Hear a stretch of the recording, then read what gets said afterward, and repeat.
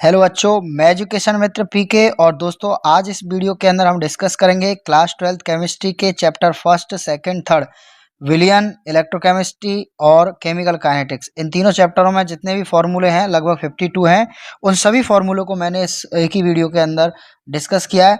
ये सारे फॉर्मूले आपके लिए एग्जाम में बहुत इंपॉर्टेंट रहने वाले हैं। डायरेक्ट या फिर इनडायरेक्ट जैसा भी क्वेश्चन हो, ये आपको याद होने चाहिए। तो फर्स्ट बात करते हैं हम। पहला है द्रव्यमान प्रतिशत, या हम इसको क्या बोलते हैं, प्रतिशत, WI/W। तो किसी भी विलियन का जो द्रव्यमान प्रतिशत है, उसके लिए क्या फॉर्मूला रहेगा, विलेय का द्रव्यमान बटे विलियन का द्रव्यमान इंटू 100। या फिर हम इसको ऐसे भी निकाल सकते हैं, ब्लैक का द्रव्यमान बटे विलियन का द्रव्यमान इंटू 100। जो द्रव्यमान प्रतिशत है, इसकी कोई इकाई नहीं होती। दूसरी बात, ये ताप पर निर्भर नहीं करता। अगर मान लीजिए आपको किसी एग्जाम्पल में ऐसे पूछा है क्वेश्चन में कि प्रतिशत WI/W है NaOH विलियन का कितना, 20, तो इसका मतलब निकालना है दोस्तों कि 100 ग्राम विलियन में 20 ग्राम NaOH उपस्थित है। 100 ग्राम विलियन में 20 ग्राम NaOH उपस्थित है और बाकी 80 ग्राम क्या है, आपका विलायक है। दूसरा है आपका आयतन प्रतिशत या फिर प्रतिशत V/V। इसका फॉर्मूला है विलेय का आयतन बटे विलियन का आयतन इंटू 100। या हम इसको अगर विलायक के रेस्पेक्ट में निकालें तो हम लिखेंगे विलायक का आयतन बटे विलियन का आयतन इंटू 100। इसकी भी कोई इकाई नहीं होती है ना, लेकिन ये ताप पर निर्भर करता है, क्योंकि इसमें क्या आ रहा है, विलियन आ रहा है। ये विलियन से संबंधित है, जो कि ताप पर निर्भर करता है। अगर मान लीजिए आपको कहीं क्वेश्चन में ऐसे दे रखा है 15% VY/V NaOH विलियन, तो इसका क्या मतलब निकालेंगे, इसका मतलब निकालेंगे कि 100 ml विलियन में, 100 ml विलियन में आपका 15 ml तो कौन है, NaOH, ठीक है। बाकी जो बचा कुचा 85 ml है, वो कौन है, विलायक है। अब विलायक अगर कौन है, आपका जल है, जलीय विलियन है, तो विलायक जल हो जाएगा, अदरवाइज कोई और विलायक हो जाएगा। ठीक है दोस्तों, नेक्स्ट देखते हैं अपन। नेक्स्ट है आपका द्रव्यमान आयतन प्रतिशत, यानी कि प्रतिशत WI/V। इसमें क्या होगा, विलेय का द्रव्यमान बटे विलियन का आयतन, ठीक है ना, इंटू 100। हाँ भैया, इसकी क्या होगी, इकाई होगी ग्राम प्रति ml। और ये भी क्या है, ताप पर निर्भर करेगा। इसका उपयोग फार्मेसी में दवाइयों के जो सॉल्ट होते हैं, यानी उनके जो कंपोजिशन होते हैं फार्मेसी में, उनके लिए यूज की जाती है। अगर आपको दे रखा है कहीं 15% WI/V NaOH विलियन, तो इसका क्या मतलब निकालना है कि 100 ml विलियन में आपका 15 ग्राम NaOH है और बाकी 100 ml ही विलायक है। इस बार आपको 85 ml विलायक नहीं करना है, इस बार 15 ग्राम NaOH विलेय है और बाकी 100 ml आपका क्या रहेगा, विलायक रहेगा। अगला है आपका PPM। PPM क्या है, पार्ट पर मिलियन। इसको हम कैसे निकालेंगे, विलेय के जितने भी भाग हैं, अर्थात विलायक का द्रव्यमान है, विलायक का आयतन है, सबके लिए ये विलेय के भाग बटे विलियन का भाग, यानी कि ये विलेय का द्रव्यमान हो सकता है, इधर विलियन का क्या हो सकता है, द्रव्यमान, इंटू 100। ठीक है। 1 मिलियन भाग में विलेय का कितना भाग उपस्थित है, इसको कहते हैं हम PPM। और दोस्तों, इसका जो यूज है वो किस में लिया जाता है, वायु प्रदूषण वगैरह में, मतलब जहाँ पर बहुत कम मात्रा में विलेय है उसमें PPM यूज किया जाता है। अगला है मोल भिन्न। तो मोल भिन्न को हम किससे रिप्रेजेंट करते हैं, X से, ठीक है। और X यहाँ पर क्या है, मोल भिन्न है। अब मोल भिन्न आपकी, अगर आप किसकी निकाल रहे हो, मोल भिन्न अगर आप विलेय की निकाल रहे हो, ठीक है, तो विलेय के मोल बटे कुल मोल। ऐसे आप मोल भिन्न किसकी निकाल रहे हो, विलायक की, तो विलायक के मोल बटे कुल मोल। कुल मोल मतलब विलेय के मोल प्लस विलायक के मोल। और अपन को याद रखना है कि मोल भिन्नों का जो योग होता है वो कितना होता है, हमेशा 1 होता है। अगला है मोलरता, वेरी इंपॉर्टेंट। मोलरता को कैपिटल M से रिप्रेजेंट करते हैं। 1 लीटर विलियन में उपस्थित विलेय के मोलों की संख्या क्या कहलाती है, विलियन की मोलरता। इसका फॉर्मूला होता है विलेय के मोल बटे विलियन का आयतन। अगर आप लीटर में ले रहे हो तो 1000 से मल्टीप्लाई कराने की जरूरत नहीं है, और अगर आप ml में ले रहे हो तो 1000 से मल्टीप्लाई कराना पड़ेगा। इसकी इकाई क्या होती है, मोल लीटर इनवर्स। और मोलरता जो है वो ताप पर निर्भर करती है। मोलरता किस पर निर्भर करती है दोस्तों, ताप पर निर्भर करती है। मोलरता आपकी किस पर निर्भर करेगी, ताप पर निर्भर करती है। ठीक है, चलिए अब बात करते हैं अपन आगे की। अब आ जाओ मोललता। मोललता को किससे रिप्रेजेंट करते हैं, स्मॉल m से। मोललता की परिभाषा क्या है, 1 किलोग्राम विलायक में उपस्थित 1 किलोग्राम विलायक में उपस्थित विलेय के मोलों की संख्या विलयन की मोललता कहलाती है। तो मोललता का सूत्र हो जाएगा विलेय के मोल बटे विलायक का द्रव्यमान। अगर केजी में ले रहे हो ना आप यहाँ पर केजी में, तो 1000 से मल्टीप्लाई करने की जरूरत नहीं है, और अगर आप ग्राम में ले रहे हो तो 1000 से मल्टीप्लाई करना पड़ेगा। इकाई क्या है, इकाई है इसकी मोल केजी इनवर्स। ताप पर निर्भर नहीं करता, क्यों नहीं करता, क्योंकि नीचे क्या है, विलायक का द्रव्यमान है, और जो द्रव्यमान है वो ताप पर निर्भर नहीं करता। अच्छा दोस्तों, इधर आप याद रखना थोड़ा सा कि अगर सेंटीमीटर क्यूब दे रखा है आपको अगर आयतन, तो इसका मतलब वो क्या होता है, ml ही होता है। और अगर डेसीमीटर क्यूब दे रखा है, इसका मतलब आयतन किस में है, लीटर में। ये बात ध्यान रखना। आगे आ जाओ इधर, हेनरी नियम वेरी इंपॉर्टेंट। किसी गैस की द्रव्य विलेयता उस गैस के आंशिक दाब के समानुपाती होती है, यानी कि x समानुपाती p। और इसी से आपका ये क्या आ गया, एक फॉर्मूला आ गया, p बराबर के एच इंटू एक्स। ठीक है, यहाँ से बहुत सारी चीज़ें हैं, हेनरी नियम की सीमाएं हैं, हेनरी नियम के अनुप्रयोग हैं, वो अपन आगे डिस्कस कर लेंगे। फिलहाल अपन फॉर्मूलों की बात कर रहे हैं, तो आगे चलते हैं। राउल्ट का नियम। राउल्ट का नियम क्या होता है, किसी विलयन में उपस्थित किसी घटक का वाष्प दाब उसकी मोल भिन्न के समानुपाती होता है। तो पी ए बराबर पी नॉट ए एक्स है, और पी बी बराबर P not B X B. ये दोस्तों कब है, ये क्या है, द्रव अवस्था में। ये वाला फॉर्मूला कब लगेंगे, द्रव अवस्था में। ऐसे ही इसी के जस्ट बाद आता है वाष्प अवस्था में। इसका मतलब ये है कि जैसे कोई विलयन है, अब इस विलयन में नीचे तो क्या है, द्रव है, और ऊपर आपकी क्या है, गैस है। यहाँ पर ये पात्र हमने बंद कर दिया, यहाँ पर गैस है। अब जो आपका मतलब विलयन के संगठन है वो तो द्रव में भी होंगे और गैस में भी होंगे। तो जब द्रव की बात करें तो ये लगेगा, लेकिन अगर आप वाष्प अवस्था में संगठन ढूंढ रहे हो तो वहां पर आपके यही फॉर्मूले चेंज हो जाते हैं। पी ए बराबर P S into by A, और पी बी बराबर P S into by B. By A और बाई बी तो मोल भिन्न ही है, लेकिन पी एस क्या है, यहाँ पर विलयन का वाष्प दाब है। यहाँ पी नॉट ए और पी नॉट बी क्या है आपके, ये आपके पी नॉट ए तो है शुद्ध विलायक का वाष्प दाब, और पी नॉट बी है आपका शुद्ध विलेय का वाष्प दाब। लेकिन यहाँ पर जो है वाष्प अवस्था में पी एस आ जाता है। पी एस होता है कुल वाष्प दाब या फिर विलयन का वाष्प दाब। ठीक है दोस्तों, अब आगे जाओ। अब हम आ जाते हैं कॉलिगेटिव प्रॉपर्टीज पे। कॉलिगेटिव प्रॉपर्टी यानी अनुषंग गुणधर्म। विलयन के वे गुणधर्म जो विलेय के कणों की संख्या पर निर्भर करते हैं, ना कि विलेय की प्रकृति पर। 4 प्रकार के होते हैं। पहला है वाष्प दाब में आपेक्षिक अवनमन। ये वाष्प दाब में आपेक्षिक अवनमन होता है P not A minus P S upon P not A equal to X V. X V क्या है, विलेय की मूल भिन्न। डेल्टा टी वी दूसरा क्या है आपका, क्वथनांक में उन्नयन।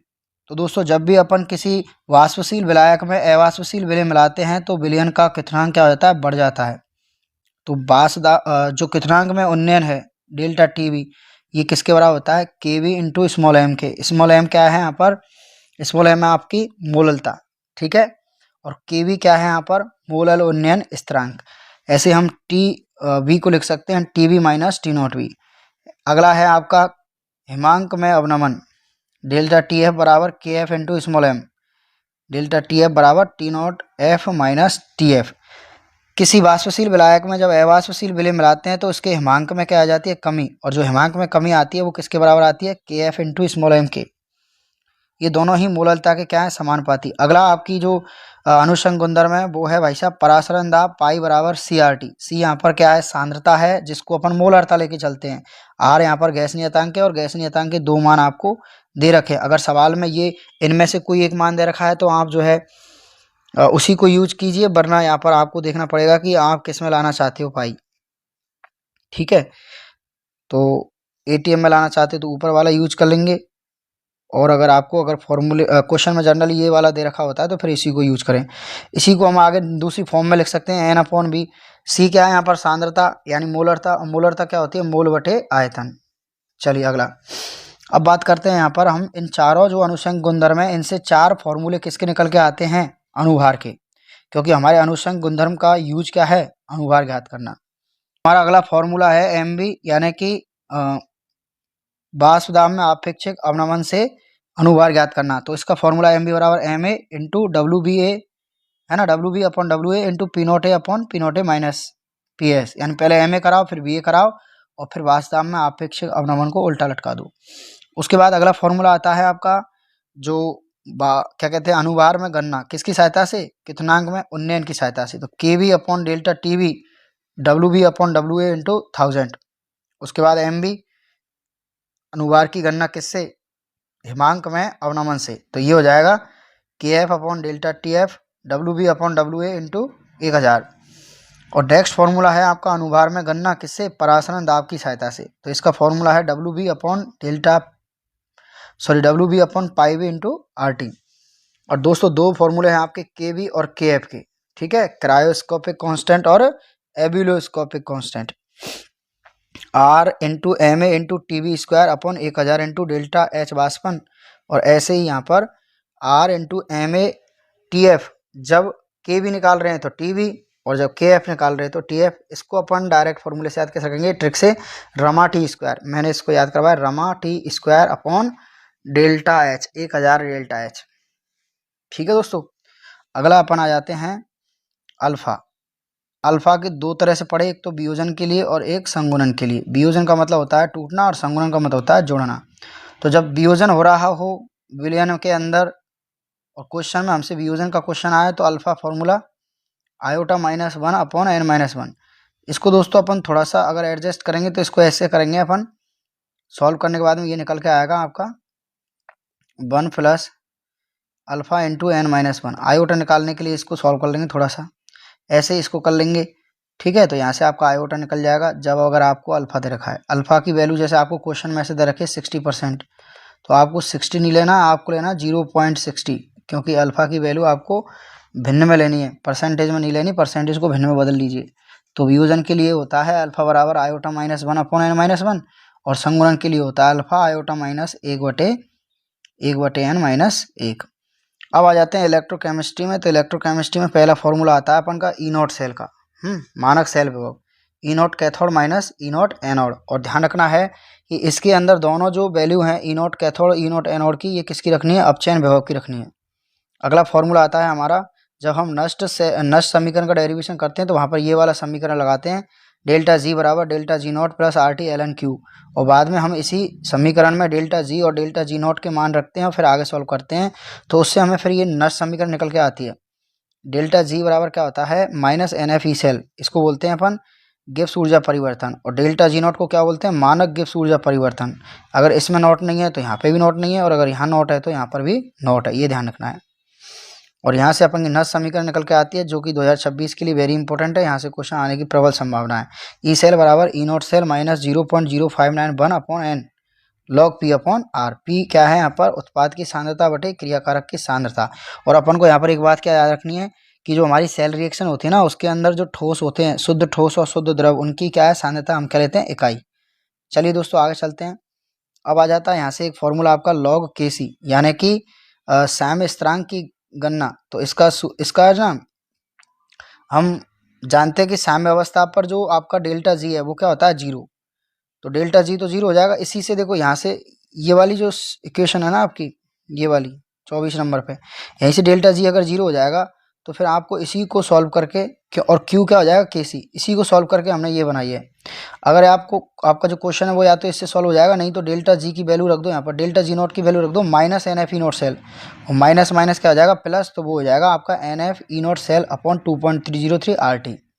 जैसा जरूरत पड़े उस हिसाब का फॉर्मूला ले लो। अब आता है फैराडे का प्रथम नियम। फैराडे का प्रथम नियम क्या बोलता है कि डब्लू समानुपाती क्या, आई, और उसी से बन गया आपका जेड आई टी। ठीक है, डब्लू समानुपाती क्यू होता है, तो डब्लू समानुपाती क्यू बराबर क्या हो गया, आई टी। और यहाँ से समानुपाती चिन्ह हटाएंगे तो डब्लू बराबर क्या हो जाएगा, जेड आई टी। ये समीकरण है। फिर इसी का हमने थोड़ा सा एक अलग फॉर्मूला और लिखा कि आपको कोई क्वेश्चन आता है तो डायरेक्ट इस फॉर्मूले से कर देना है, M I T upon 96500 into n. M क्या है यहाँ पर, परमाणु द्रव्यमान है, और एन क्या है यहाँ पर, इलेक्ट्रॉन की संख्या है। फैराडे का दूसरा नियम W1 अपॉन W2 बराबर E1 अपॉन E2। इनके स्टेटमेंट आपको आते हैं। उसके बाद आता है चालकत्व। चालकत्व का फॉर्मूला C बराबर क्या होता है, 1 अपॉन R, और इसकी इकाई क्या होती है, ओम इनवर्स। उसके बाद में आती है प्रतिरोधकता। प्रतिरोधकता क्या होती है, RA/L। R क्या है, प्रतिरोध, A है अनुप्रस्थ काट का क्षेत्रफल, और L क्या है, लंबाई। इसकी इकाई हो जाएगी ओम इंटू मीटर। उसके बाद में आता है बालक को चालकता। क्या आता है, चालकता या विशिष्ट चालकत्व। ये होता है 1 अपॉन R इंटू L/A। या फिर अपन ये कह सकते हैं कि जो कापा बराबर होता है वो होता है 1 अपॉन रो। जब रो को रखेंगे तो ये उल्टा हो जाएगा, और यहाँ से K बराबर निकल के आता है 1 अपॉन R क्या होता है, C, और L/A क्या होता है, G स्टार। C क्या है यहाँ पर, चालकत्व, और G स्टार क्या है यहाँ पर, सेल नियतांक। यानी चालकता बराबर चालकत्व इंटू सेल नियतांक। जी स्टार सेल नियतांक क्या होता है L/A, इसकी इकाई मीटर इनवर्स। देखो सेंटीमीटर इनवर्स तो अपन को नॉर्मल रखनी है, लेकिन अगर ऐसा ही इकाई पूछे तो वहाँ पर मीटर इनवर्स कर देना है। आगे चलिए, आगे है आपकी दोस्तों मोलर चालकता। मोलर चालकता का फॉर्मूला होता है चालकता बटे मोलरता इंटू 1000, और इसकी इकाई क्या रहती है, इस फॉर्मूले से Simon centimetre square mole inverse. ये फॉर्मूला है ना, जब भी आप यूज करोगे तो ये इसी इकाई में आएगा आंसर। ठीक है, फिर जो भी आंसर आया उसको मीटर में कन्वर्ट कर लो आप। अल्फा वियोजन की मात्रा lambda M upon lambda infinity M, और के ए वियोजन स्थिरांक C alpha square upon 1 minus alpha. ठीक है, ये कॉलराउस के नियम के अनुप्रयोग है दोनों। आगे आ जाइए, ये है आपकी डिवाई हकल समीकरण। लैम्डा एम बराबर जो है लैम्डा इन्फिनिटी एम माइनस ए रूट सी। लैम्डा एम बराबर लैम्डा इन्फिनिटी एम माइनस ए रूट सी। ये हमारे हो गए इलेक्ट्रोकेमिस्ट्री के फॉर्मूले। अब बात करते हैं हम किसके, केमिकल काइनेटिक्स के।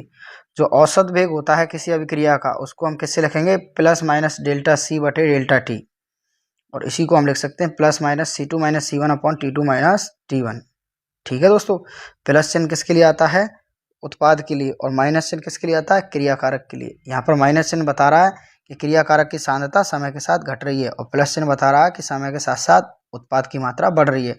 ताक्षणिक में क्या होता है, यही d C by d T हो जाता है। वेग समीकरण कैसे लिखते हैं, किसी समीकरण का आर बराबर के और क्रियाकारक की सांद्रताओं की कोई घात आती है, और उन घातों का अगर योग कर दें अपन तो वो योग ही क्या कहलाता है, फिर अभिक्रिया की कोटि कहलाता है। आगे देखिए दोस्तों, आगे है आपका के की इकाई का फॉर्मूला। जो कोई भी अभिक्रिया है उसकी वेग नियतांक के की जो इकाई होती है उसका जनरल फॉर्मूला होता है मोल लीटर इनवर्स की पावर 1 माइनस एन और टाइम इनवर्स। अगर अपन की कोटि जो है वो शून्य कोटि है तो उसका वेग नियतांक क्या आता है, जो अपन की अभिक्रिया की दर की इकाई होती है mole litre inverse second inverse.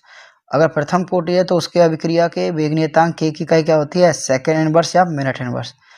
ठीक है, तो ऐसे याद रखना है। शून्य कोटि अभिक्रिया के लिए जो समाकलित वेग समीकरण आता है वो आता है के बराबर R not minus R T upon T. R not क्या है, यहाँ पर आर नोट है क्रियाकारक की प्रारंभिक सांद्रता, और आर टी क्या है, समय टी पर क्रियाकारक की सांद्रता। और एक दूसरा समाकलित वेग समीकरण बनता है के बराबर एक्स बटे टी। यहाँ पर एक्स क्या है, उत्पाद की सांद्रता। प्रथम शून्य कोटि अभिक्रिया का जो अर्धायु काल आता है वो क्या आता है, टी हाफ बराबर आर नोट बाई टू के, और टी 100% मतलब अभिक्रिया पूर्ण हो गई। तो अभिक्रिया पूर्ण हो गई तो कितना आएगा इसके लिए, आर नॉट बाई के। प्रथम कोटि की अभिक्रिया पूर्ण नहीं होती है भाई साहब, प्रथम कोटि की अभिक्रिया क्या है, चलती रहती है, इसलिए इसका टी 100% नहीं आएगा। इसका समाकलित वेग समीकरण क्या होता है, के बराबर 2.303 upon T log are not by R T, या फिर इसी को अपन कहते हैं ए अपॉन ए माइनस एक्स। यहाँ ए है क्रियाकारक की प्रारंभिक सांद्रता और ए माइनस एक्स क्या है यहाँ पर, समय टी पर क्रियाकारक की सांद्रता। इसका टी हाफ कितना आता है, 0.693 अपॉन के, या फिर इसी को हम बोलते हैं ln 2 बाई के। चलो आगे चलते हैं। विलहेल्मी समीकरण आती है, विलहेल्मी समीकरण आर टी बराबर आर नॉट ई की पावर माइनस के टी। ठीक है, चलिए अंतराल समीकरण है, वेरी इंपॉर्टेंट है, के बराबर 2.303 upon T two minus T one log R one by R two. ठीक है, आर वन क्या है, समय टी वन पर क्रियाकारक की सांद्रता, और आर टू क्या है, समय टी टू पर क्रियाकारक की सांद्रता। अगला है आरएनए समीकरण। आरएनए समीकरण क्या होती है, के बराबर ए इंटू ई की power minus E A by are T, और इसी का अगर अपन थोड़ा सा दोनों तरफ लॉग ले लेते हैं, एल एन ले लेते हैं, तो एल एन के बराबर एल एन ए माइनस आएगा बीच में ई ए बाई आर टी, और इसका ग्राफ खींचते हैं हम जब, तो उस ग्राफ की जो ढाल है उससे क्या आ जाती है आपकी सक्रियण ऊर्जा आ जाएगी। इसी को लॉग में लिखेंगे तो एल एन के को लॉग में बदलेंगे तो 2.303 और आ जाएगा इसके अंदर। एक होता है ताप गुणांक। ताप गुणांक क्या है दोस्तों, कि यदि किसी अभिक्रिया का जो ताप है वो 10 इकाई बढ़ा दिया जाए तो उसका जो वेग नियतांक है वो खुद दोगुना हो जाता है, और जब वेग नियतांक दोगुना हो जाता है तो अभिक्रिया का वेग भी कैसा हो जाएगा, दोगुना। और ध्यान रखना वेग नियतांक जो है ना के, वो केवल ताप पर निर्भर करता है भाई साहब। अगला जो हमारी अभिक्रिया की दहली ऊर्जा है, दहली ऊर्जा क्या होती है, किसी क्रियाकारक को उत्पाद में बदलने के लिए जो कुल ऊर्जा चाहिए उसको दहली ऊर्जा कहते हैं। अब जिसमें से दहली ऊर्जा में से कुछ तो क्रियाकारक के पास खुद की होती है, फिर उसको अतिरिक्त न्यूनतम ऊर्जा और चाहिए होती है, उसको कहते हैं सक्रियण ऊर्जा। ये वाला जो ग्राफ अपन देखते हैं कि नहीं इस तरह का, ये तो कहलाती है यहाँ से यहाँ तक की तो क्या कहलाती है, दहली ऊर्जा, और यहाँ से यहाँ तक की ये क्या कहलाती है, सक्रियण ऊर्जा, और ये क्या कहलाती है, ये क्रियाकारक ऊर्जा। तो दहली ऊर्जा होती है क्रियाकारक ऊर्जा प्लस सक्रियण ऊर्जा। और इस फॉर्मूले से सवाल आने की प्रबल संभावना है log K2/K1 बराबर EA/2.303 R 1/T1 minus 1/T2।